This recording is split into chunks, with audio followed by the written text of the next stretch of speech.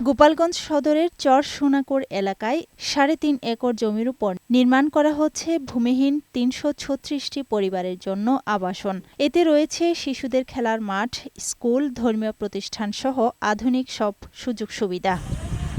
ইতিমধ্যে প্রকল্পটির ৯০ ভাগ কাজ শেষ হয়েছে, এখন চলছে ফিনিশিং। আগামী মাসের শেষ দিকে ঠিকাদার প্রতিষ্ঠান প্রকল্পটি হস্তান্তর করার কথা রয়েছে। তাদের কোনো জায়গা জমি নাই, কিছু নাই।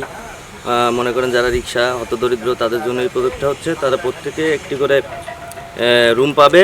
যাদের জায়গা ঠাঁই নাই, কাগজপত্র নাই, থাকার মতন জায়গা নাই, এরাই এইখানে পাবে। 8টা বিল্ডিং হচ্ছে, এটা গরিব দুঃখী মানুষের সেবার জন্য।